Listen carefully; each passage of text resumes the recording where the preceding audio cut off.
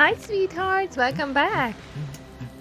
Today we will discuss kind of like an important part of playing Joseph, and I feel like for some people it's really self-explanatory, but for others it's just kind of a forever question. And today our lovely skin will be judged because one of you asked for it in the comments.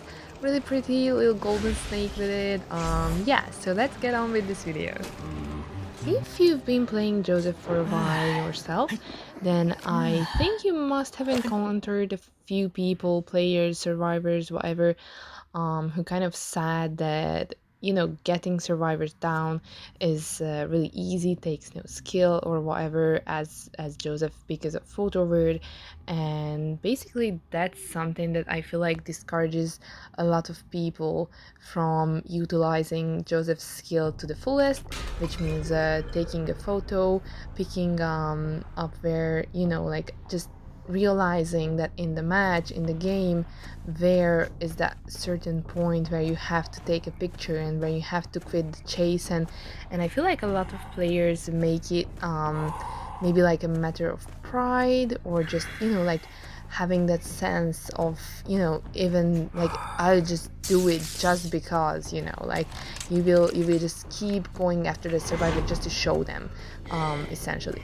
So yeah, this is what I would like to showcase in this video. Later on there will be like a part where I'm going after, I don't even remember which, but one of the survivors.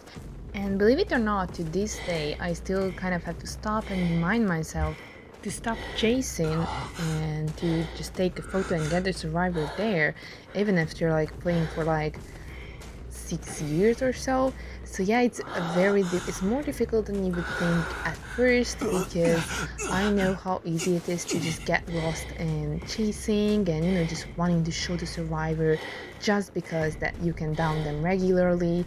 And believe me, I did have matches, multiple, back in the day, when I would eliminate the first survivor and I would kind of turn back like, oh great, I'm already in, like, I will probably already win, everything is going so well, like people are injured and stuff.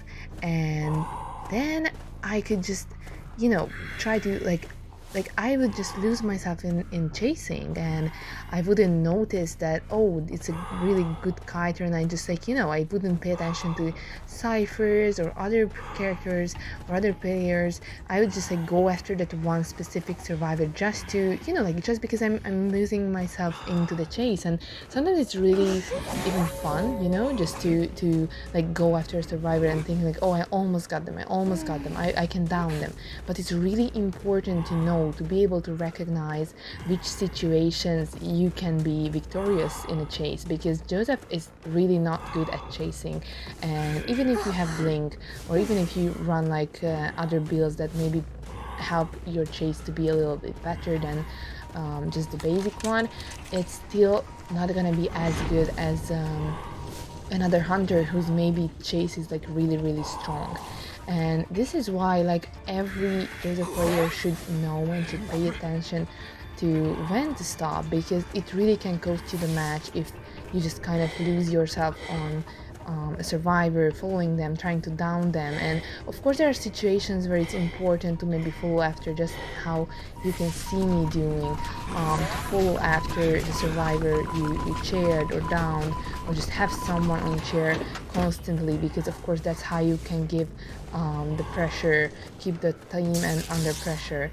And of course that can be very important. But even if you already have like one person eliminated, it's really not that easy. Like the survivors can still turn that match around, believe it or not. And it can just be a matter of if you know when to stop the chase or not. Now let's talk about a few things you can like start to pay attention to recognize if the chase is worth it or not. So basically what you have to first to pay attention to is the survivor. If you like, you know, have an experience with the survivor from like before. Maybe if it's not, I'm like talking if it's not early game and you meet this survivor the first time, but maybe you already had a little chase with them or something, you encountered them in the match before, then you just have to like, you recognize if their kiting abilities are good or not. This can of course be based on the player themselves, if they're a talented player at kiting, or it can also be influenced by the character they pick, the character they play. So basically, some characters, as you must know, are better equipped to kiting than others. Of course, you can just understand, like, just as an example, the prisoner here, you can always expect the little stun he has, but kind of after he has that stun, he's over. He can't really you know, like get you or get away with anything, because that's his whole kit for fighting. That's the only thing he can get from hell. But for example, antiquarian can like use her flute multiple times, and she can really get away and make you run around every like place and area for minutes and minutes without you noticing how much time is like actually going by. Another thing you have to pay attention to is the area. Like, of course, with time, you're getting used to maps and stuff, you will notice, or maybe if you can also watch videos about which kiting areas are the best or better than others. So if you notice yourself, you know, chasing the survivor in an area which is like really good for kiting, like beneficial for them, you know, like maybe multi-level stairs, a lot of pallets, a lot of windows and stuff like that, then it can be a real, like a little sign for you to just stop and maybe take a picture, especially if it's available. And even if you took a picture, necessarily you don't have to keep going after this one survivor. If someone is kiting you real good and they're kiting for what feels like minutes and minutes, of course it's better if it doesn't actually take minutes, just if it feels long already, if their skill may be recharged or stuff, or you know, that's how you can pay attention to like maybe your second skill. As Joseph, I think like the cooldown is 10 seconds. If the cooldown went by twice already, then I feel like that's a good time to just drop the chase, especially if the camera is already active. If not, you can just continue the chase just to, you know, stay close to the survivor until the camera is active again and you can take a picture again.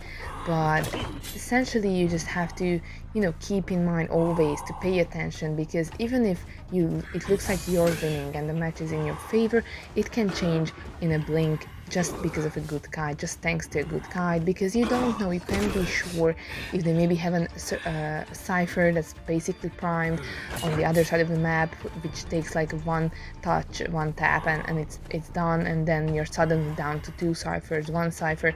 And basically that's why it's really, really important, and that's why you can't listen to people or angry toxic survivors in post-match chat when they tell you have no skill, you know, for downing them camera word, because that's how Joseph's character is made. That's his strength. That's literally his playstyle. That's how you have to play this character.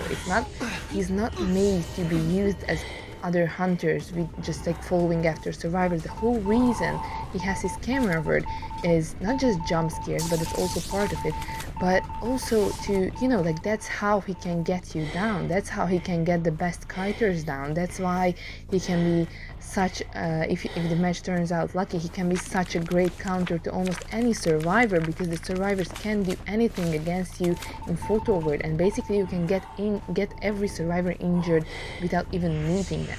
So Joseph does have this strength, but you have to utilize it correctly. You can't let people tell you that it's not really a skill just because you use your skills to the max, just because you use the character how he's supposed to be used. And I feel like a lot of pressure is put on players, especially maybe beginners or people who aren't that familiar with Joseph yet. So yeah, I'm just telling you guys, like, yeah, he needs to be active in camera work. You need to keep camera work up. Of course there are matches, I had matches where maybe I took one picture. I even had the challenge where I didn't take any pictures, and yeah, you can win some of those matches, but to really go, like, have a chance against teams with the current meta, with the current like best fighters and best stunners and everyone. Like imagine how you could get like these amazing survivors with amazing like really great kits that can be used against the meta hunters. How could you stand a chance against them when you're just a B tier hunter? So basically that's the only way you can, if you use your camera work to the fullest, use his skills to the fullest.